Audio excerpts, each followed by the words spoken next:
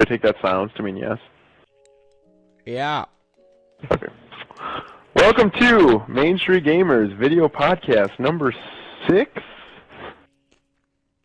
I'm Chris Ingles. I'm Taylor Davis. And I'm Derrick Ashbrenner. Got lots of news for you this week, so we're going to jump right into it. First things first, Microsoft outlined a new reputation system for Xbox Live, which they intend to use to target, quote, cheaters and jerks. Obviously there's a ton of problems here, like what happens if somebody's just better than you and you're jealous or whatever, so you downvote or report them for abuse. Do you guys foresee any problems with this situation? I see there being a lot of problems just for that purpose.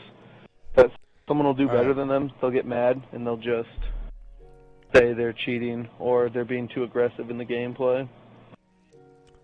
Here's the thing, like, there's things in effect right now for 360 where you can avoid a player, and that just allows you to not, like, matchmake with them.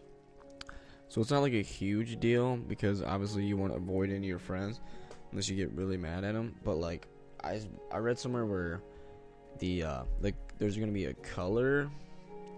Yeah, color scale from like, green to red. Yeah. Yeah. I don't know if that's gonna affect anything other than, like, I don't give a crap if I'm red. Like, it really doesn't matter to me. Yeah, I agree. Well, the main thing was, it doesn't prohibit me. The thing that annoyed me the most about the whole, like, release and everything was that they didn't say what any consequences would be. Like, they weren't like, you get banned. Oh, see, I don't think they'll do that. I think what they'll do is they'll try to match players of like that have about the same color together. You know what I mean? If they do that, then that'd be cool. The quote-unquote, like, clean players will all play together, and then, like, the red players will only play with other red players. But what's going to happen in games that don't get that much online traffic? Like, are you going to have to wait longer for your matchmaking because it's trying to find someone that has the same sort of... Yeah.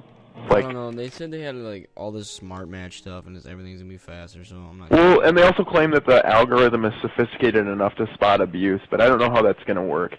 Because if, like, one Call of Duty player is consistently good and consistently, like, winning matches, and, like, even talking on the mic, like, not even, like, necessarily being a jerk, but, like, just talking on the mic, that player is going to consistently get reported because he's good and he's talking and, you know.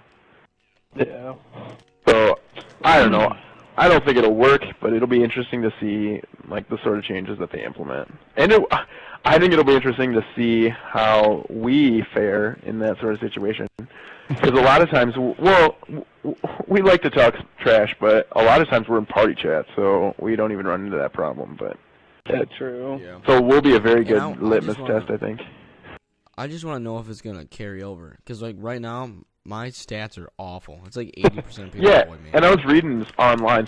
A lot of people were like, "Oh, my stats are awful," because no one reports a good experience. No one's like, "Well played, sir," and goes in and is like, "Oh, this was a really good experience." Yeah, no one ever says that. They only do the negative. So they squad trapped us the whole game, so we don't want to play with them ever again. Exactly. No one ever is like, "Oh, that guy was so nice. That guy was so nice. He beat me, but like he was so nice." So.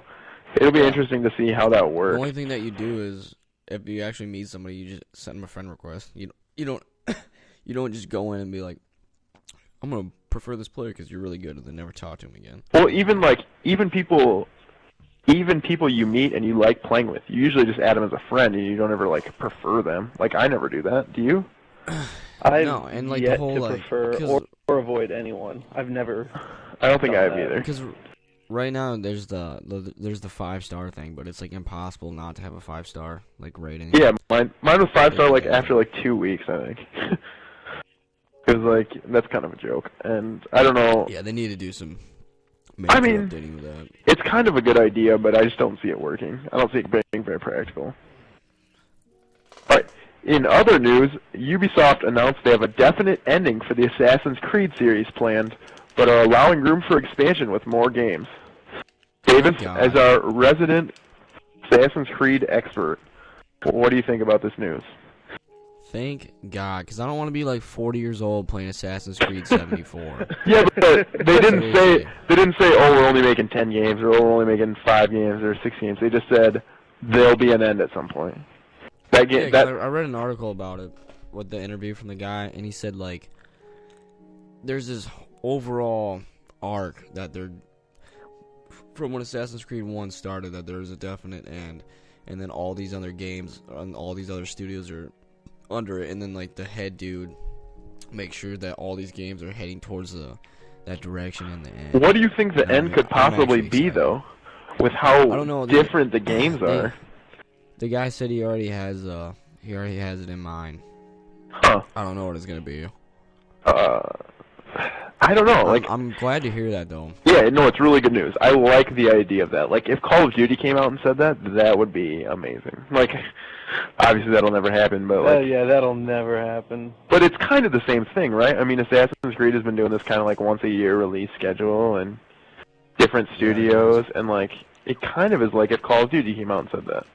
Like, I realize that Assassin's Creed is a much more story-driven game, but Call of Duty has a story mode too, so it's not like anything too crazy. I think maybe only 75% of people play the story mode now. If that, I think Yeah, that but might be generous to Call of like, Duty people. If we compare AC4 and Call of Duty, it's completely flip-flop. Like, Assassin's Creed is totally, like, story-based, and it's kind of like a tacked-on multiplayer.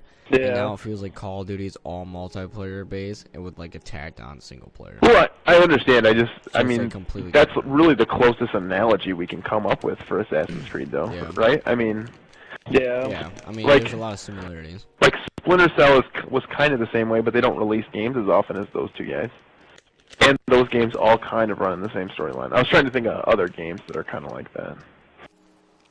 Far Cry maybe would be a good comparison as well, but those games are all Yeah, kind of those are so distant. yeah. Davis, I also wanted to, while we're on the topic of Assassin's Creed, I also wanted to bring up the article you wrote this week about how you thought that the Assassin's Creed comic book that they're releasing was going to be the next game before they saw how well the sort of naval battle elements of Assassin's Creed 3 went over. Like, Yeah, go for it. my theory was, because I was thinking the other day, after I watched this 13-minute gameplay of Assassin's Creed 4, and how they really talked about how your boat is like another character in the game, and like basically the entire game is based around this, like, and the whole pirate themes and stuff. And like Assassin's Creed 3, like, one of the most intuitive, is that a word? Intuitive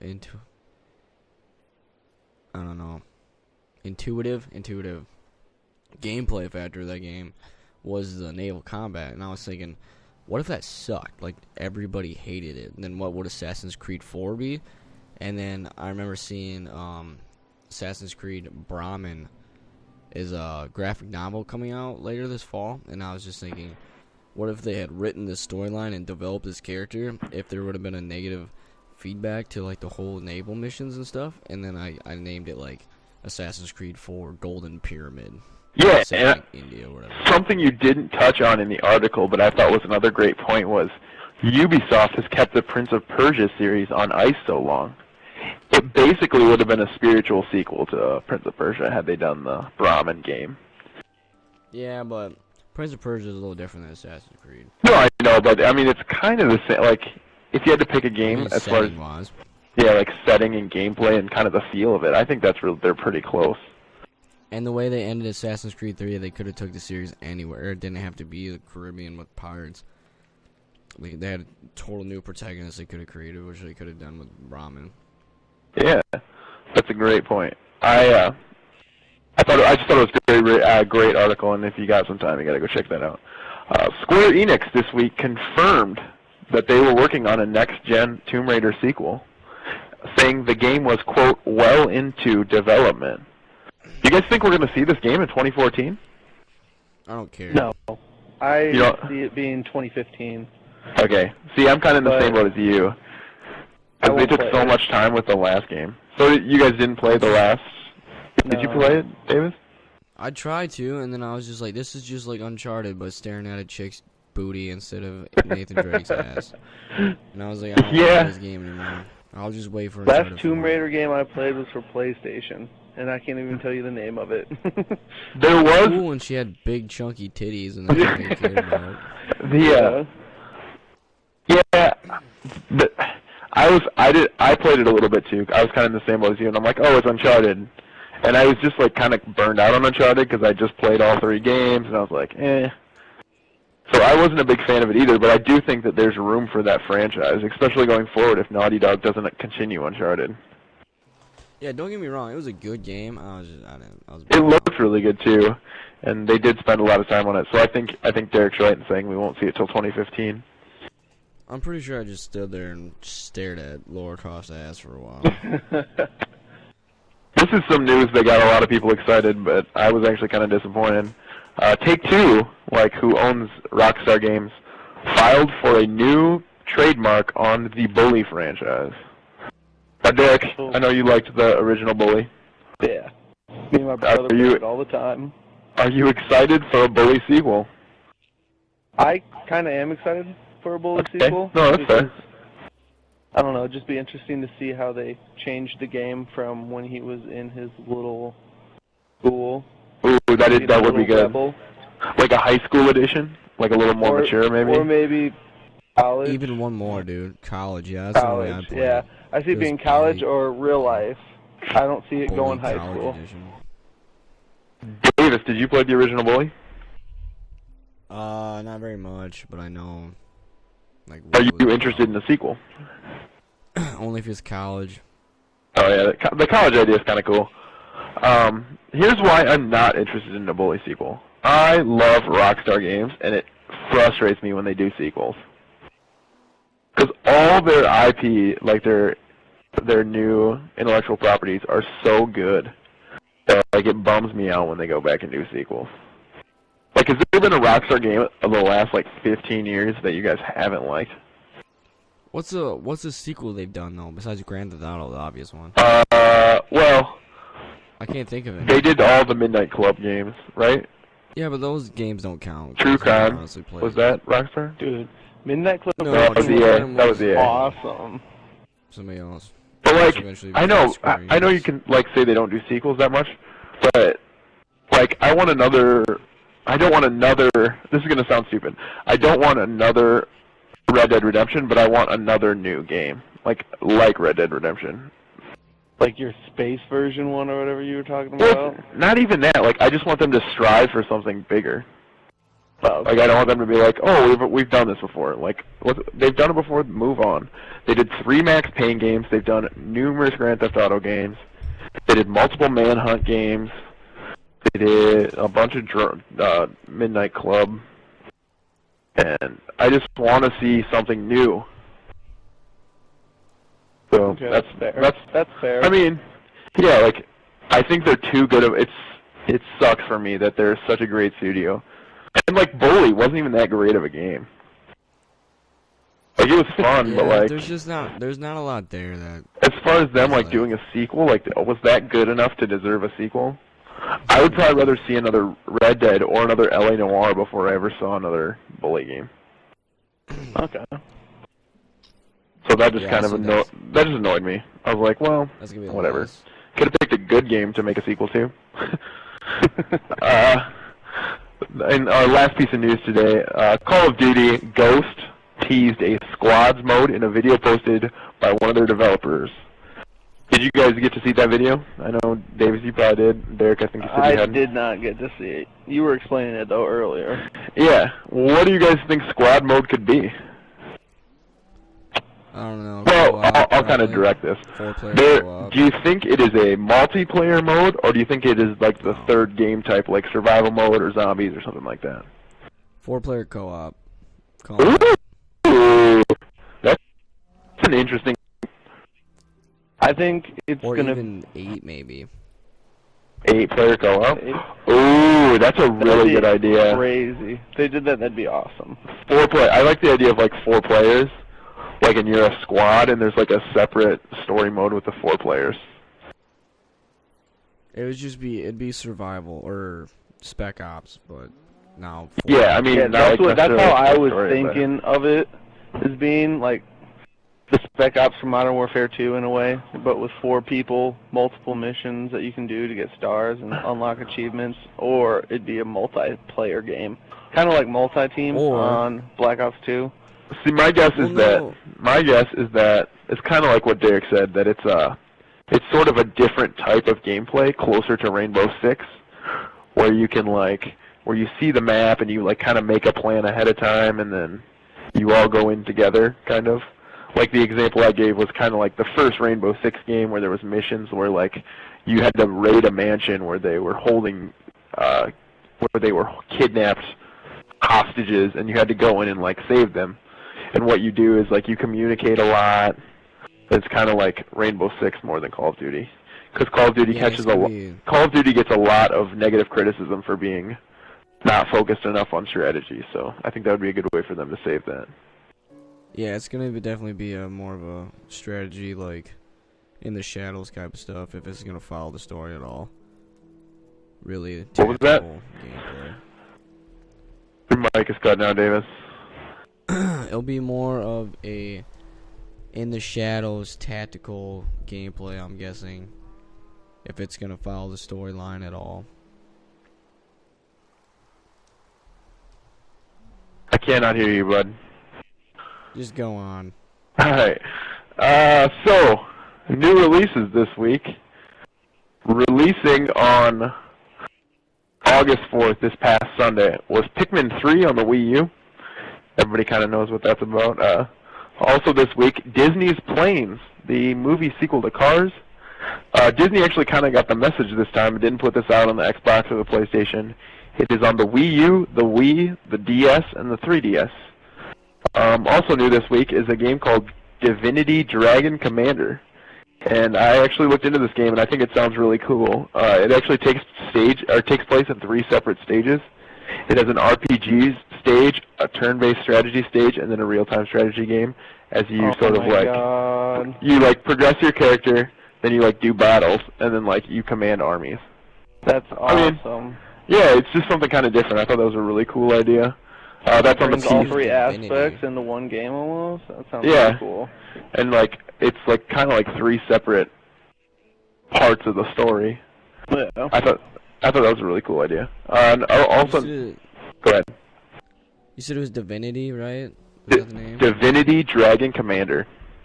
Yeah, they've been making role-playing games, and I've seen no one play a demo of it, and it looked like garbage. So hopefully that game. Oh, it did. Well, hopefully that's kind of cool. I liked the concept of it, so maybe if that doesn't work out, somebody else will put it in a better game. Dragon's Crown also comes out this week. It's a 2D RPG on PS3. Air Conflict Pacific Carriers, PlayStation 3, Xbox 360, PC. It's an air combat game. And then Tales of Exilia on the PlayStation 3. It's a Japanese role-playing game. And about this one is already launched in the time it took for that one to get here. A sequel is launched in Japan. Anyone interested in any of the games this week? The Divinity one sounded good to check out, to give it a chance. Yeah, it sounds cool. I like the idea, the concept. I don't know how well it's executed, but... Davis, you interested in anything this week? I'm picking up Brothers. Oh yeah, the Xbox Live Arcade game. Xbox Summer of Arcade starts this week. We'll definitely have a review on Brothers by the end of the week, so come by and check that out, MainStreetGamers.com. I'm definitely going to, at some point, play Pikmin 3. I don't have a Wii U yet. I'm waiting for kind of the right moment, maybe a price drop or something, because... I was watching this guy play it, and he said, so you can play it with the tablet, the Pro controller, and a Nintendo Wii controller. Yeah. And he said that he had some difficulties with the camera angle and the stick movement when you wanted to throw Pikmin at people. Oh, okay. I don't know if that's... Well, that's kind of a bummer, but I'll play it anyway. I really like the first 2 on the GameCube, so... It's time for this week's launch game discussion. This week's launch game, Knack, for the PlayStation 4. So have you guys seen anything about Knack? Did you guys get to check out the trailer? Yeah. I did check out the trailer. It's kind of like a cartoony action game.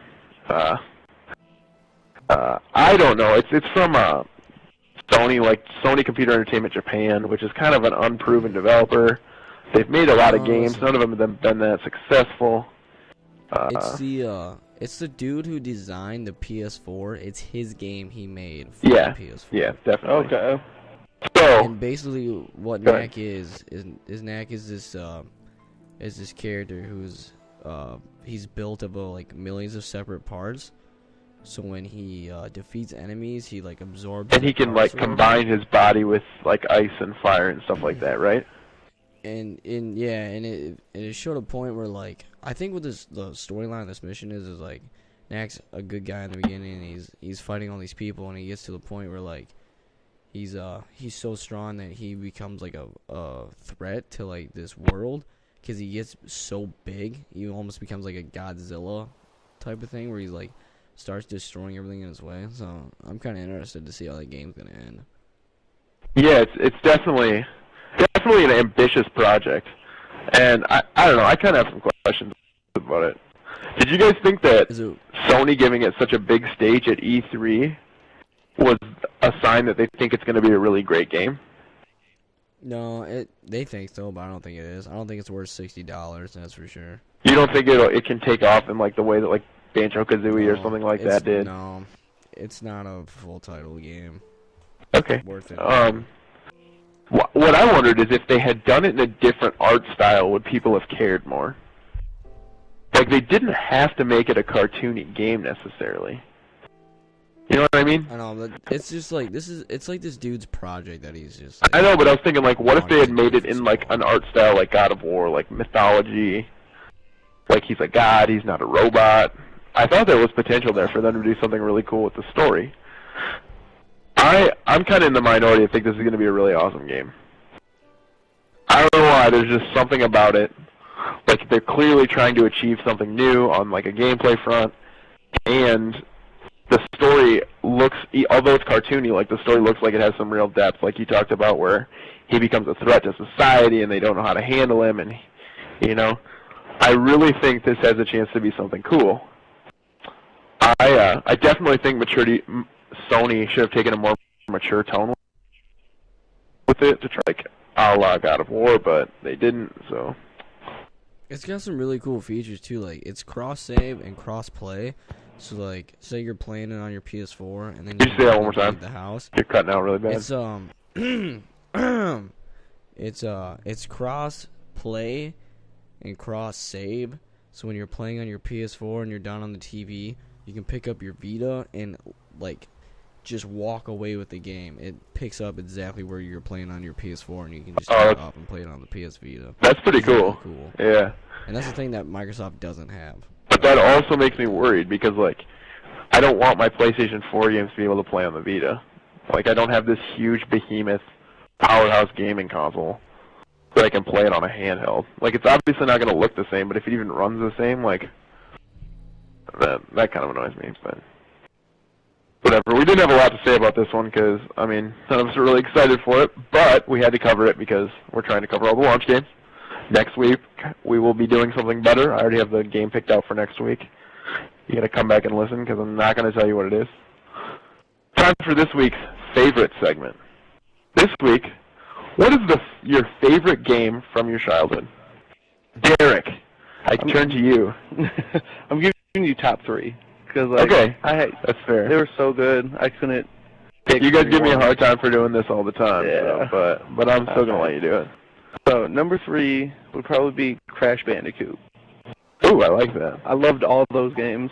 Did you play the racing game as well? Yes. I like Kim actually beats me all the time in all the Crash Bandicoot racing games, and it's sad. She just has this weird capability of being able to win every time. But number 2 would be Spyro's Ripto's Rage. That was my favorite Spyro game. Was that the last one or the second one? No, that was the second one that came out. Okay. And Derrick, what was your number 1 favorite game of your childhood? Jak and Daxter. Ooh, you went with all kind of the same games. Yeah, I know. Like that was my childhood. I got all the Crash Bandicoots when I was a kid, all the Spyros, and then Jack and Jack 2, and they were just so fun. Those are great. Those are great ones. Davis, what was your favorite game from your childhood? Alright, so this is how this is going down. Early childhood, it was definitely Pokemon Yellow when I first got my Game Boy. And then once I started getting older, I got a GameCube, and Super Mario Sunshine was probably one of my favorite games. Yeah.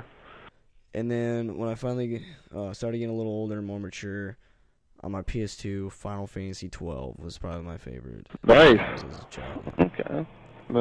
I have one game for you guys, and it was called,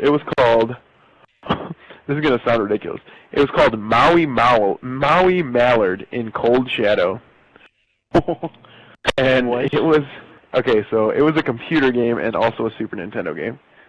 I'm a little bit older than you guys, so this came out in 1996, so I was 5, and I got this game. And it was Donald Duck, and it was this platformer action game where you had a gun. Oh, I know. Yep. And so he could shoot this gun, and then there was also a mode where he became Cold Shadow, which was this ninja duck. Yeah. And it was awesome. It was one of the funnest games I've played. I kind of want to pick it up now. I think I would love it just as much as I did then. I think it was a great. I don't know. I haven't played it recently, but I think it was legitimately a good game, and I think I would enjoy it if I played it now. Which is kind of true about all of the games we said. Davis, we all still play Pokemon. Yeah, fantasy's still a big thing. And then you said Super Mario Sunshine, obviously a great game. Derrick, you picked 3 great franchises. I think that's the big takeaway is that even when you're a kid, you know when a game is good. Yeah. You know what I mean? Good games transcend age. Because if outside of that game, my other favorites are Mario Kart 64 and Super Mario 64, which are basically kind of the same thing that we all mentioned. Yeah. The next segment is Name That Character. Are you guys ready for it this week? They're both pretty hard, so I don't know if you guys are going to get these. Davis, are you ready? Yep. Alright. First character. I have appeared in 5 games so far. I am the 17th best Nintendo character of all time, according to Game Daily. Any guesses? No. Alright. I wear a hat. I was originally in the Earthbound series, but I'm more famous for something else. Anybody play Earthbound? No? No. I am a 13-year-old boy.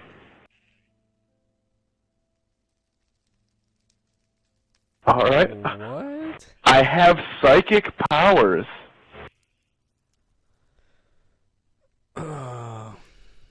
Like most... Go ahead. Do you have a guess? No. Okay. Like most 13-year-old boys, I enjoy baseball, and it shows. Oh my god, I know what this dude looks like. I don't remember his name, though. He wears a baseball cap, and he's kind of round. What's his name? I don't know his name. You would have a smashing good time with me. He's in Super Smash Bros. I don't remember his name, though. Alright, this is going to be... The last clue is going to give it away. Don't underestimate my greatness. And is his name NES Kid? It's Ness. N-E-S-S. Oh. You got a third of a point there, Davis. I thought that was going to be the easy one. Uh-oh. Uh-oh. Alright, the second character. I have appeared in 8 games. You have never played as me. I'm probably more famous for being in movies than video games. What the fuck? I assisted the Rebel Alliance in their defeat of the Empire. Oh, okay. My rank is that of Admiral. You'd want me on your side if you ever fell into a trap. Any guesses? There's one more clue, and that clue is, it's a trap! You guys I don't know his name. No. He was in an episode. Yeah, that's in Star Wars Episode 6. The character's name is Admiral Akbar. Oh. Alright, so that brings us to a new segment this week called Deals of the Week. Just to let you guys know, you guys probably already saw this, Crackdown is free for Xbox Live Gold members this week as part of the Games with Gold promotion. And Microsoft actually announced that Dead Rising 2 and the DLC for Dead Rising 2, Case Zero, will be the second game for August starting on the 16th. So make sure you check those out if you're an Xbox Live Gold member. This week, in like deals at retail, for $385 at Target, you can get the Wii U Deluxe package, which normally retails for $350. New Super Mario Brothers U, which is $60, and a $50 Target gift card for $385. What I would do if I was in that situation is I would use the gift card and then pay $10 extra to get Pikmin 3, meaning you would get $450 worth of Wii U stuff for $395, which is a savings of $55. Check that out. GameStop also has a 360 game bundle that you guys should check out. It's 7 games for $60. The games are Assassin's Creed Brotherhood, Assassin's Creed Revelations, Gears of War 2, Gears of War 3, Halo Reach, Mass Effect 2, and Mass Effect 3. You can check that out by going to the GameStop website and typing in Greatest Hits Bundle Xbox 360. GameStop also has an Xbox 360 bundle this week that comes with a console. For $140, you get a 20GB Xbox 360 refurbished console with Modern Warfare 3, Gears of War 3, Splinter Cell Conviction, Alpha Protocol, Halo Reach, and Davis's favorite game, Homefront. That's not true. Davis hated Homefront. I did too. We all did. Derrick, did you buy Homefront? I never played it. I didn't have an Xbox when it came out. Never mind, I hate you. On Steam this week, you can check out Super Meat Boy, which is available at 80% off for $3. That brings us to the final segment, Question of the Week. This week's question, what changes would need to be made for you guys to buy console games digitally? Davis. Nothing. I currently do it. Alright. It'd be nice to get like. Is there anything more you'd like out of it? Download, like a faster download rate, I guess. Like they're working on it, but like, there's obviously a lot of factors. What do you think about like pre-order bonuses? Can you pre-order? I don't know how this works necessarily. Maybe you can enlighten me. If you pre-order a game on the Xbox, do you get the pre-order bonus? Well, here's the deal. If you want to get the game day one, you can't currently do it on Xbox. Like games on demand, it takes like a week or two, even longer. So I guess if I want like my Xbox One games on demand day one, that's what I need to start buying digitally. Yeah. And also price reduction, because they don't have to ship it, they don't have to make copies of it. There's no reason for it to be $60. That's true. Derrick, is there anything that would make you want to buy a game digitally? If the console itself had more space, because I have no space in my Xbox right now. Well, hopefully 500 gigabyte Xbox One. Yeah, I don't know how big the games are going to be though, because like, what if they're 15 gigabytes? What if they're 15 gigabytes? Like, yeah, we don't know how every big game on Xbox One is going to be like Borderlands 2, where it's just 17 gigs of nonstop craziness. Yeah, like what if the games on Xbox One are 20 gigabytes? You're going to be able to fit 25 on the hard drive, barely. Yeah, there's a lot of stuff that you The big thing for me is, you touched on it, getting it on day one, like getting it at release. I don't know why you can't do what you do on Steam, where you can download the game ahead of time and then just download the last like 5 megabytes or whatever right at midnight on the day it comes out. Well, what they're talking about is next gen is you initially start the download and then you'll instantly be able to play the game while the rest of the game downloads. Yeah, exactly. That's all I want to be able to do. I want to play it like right when it comes out. Like I don't want to wait a week. I don't want to wait 3 days. I don't have to download 12 gigabytes that day of. Like I want it when it comes out. And that's the biggest thing for me too. I also think price reduction is a great point, and I think the pre-order bonus is a great point. Because as more games go to digital, retailers are going to get desperate, and they're going to pay for bigger and better pre-order bonuses. And if you can't get like let's say GTA, the pre-order bonus, GTA 5 is coming out in September, obviously. Let's say they made the pre-order bonus like a car or something real. You know what I mean? Like, let's say if you pre-order the game through GameStop, you get a house in the game with like a garage full of cars. Like, obviously that's something I want. Yeah, the only pre-order bonus I really care about is usually in-game content. It's what? Unless there's like, is in-game content, like you said. Yeah, and like that's the thing. Like, I would really like like right to see. now you can get like a poster for pre-ordering GTA 5. Yeah, I don't care about that kind of stuff. But like in-game content, story, guns. Like even the guns don't really bug me that much. But like it kind of is annoying when there's like online multiplayer in the game. You know. And like some guy's just tearing it up with like a great gun he got because he pre-ordered the game. So those are like the two biggest points for me. And I would really like to buy games on demand and just have them all on my console instead of having to switch discs and stuff. It's kind of funny when I first got my Xbox One, or my first Xbox. It sounds silly saying Xbox One now, but when I first got my first Xbox, I'm like, man, I wish I had like a 6-disc changer like CD players used to. Yeah. Like, I was like, that'd be so awesome. I'd never have to get up to change games. But now, like, obviously, I'm an idiot, and everything's going digital now, so. Does anyone have anything else to share? Any stories that we might have missed?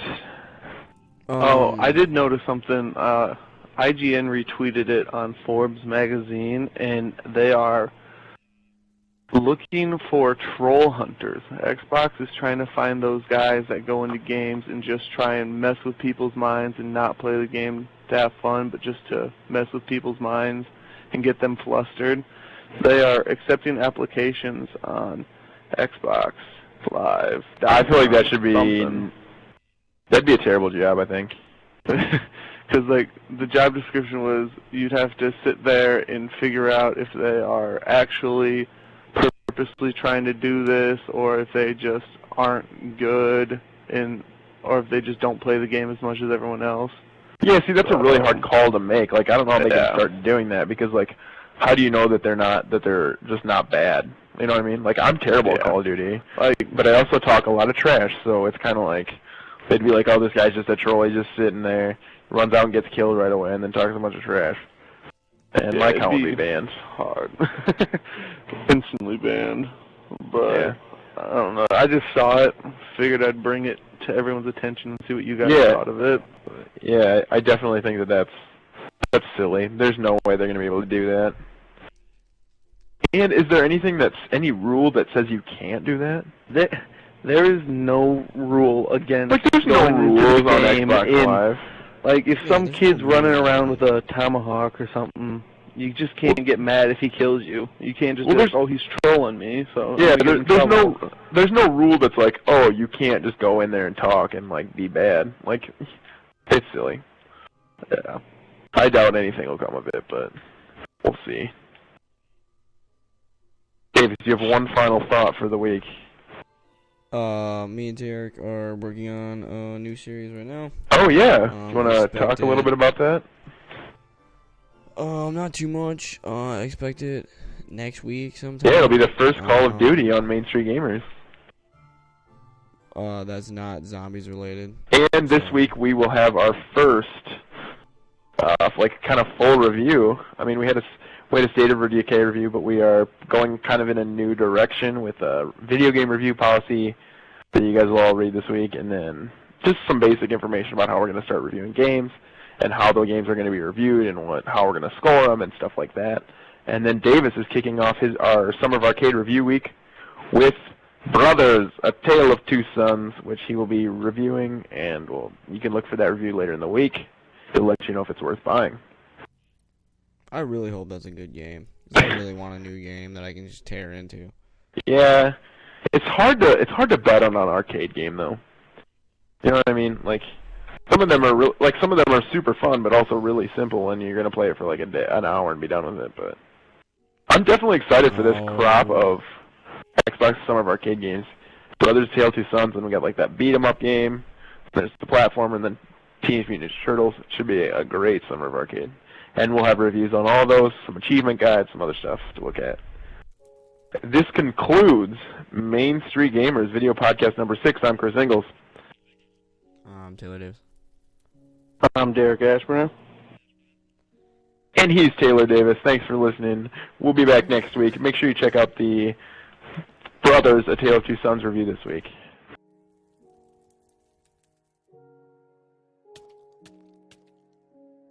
All right.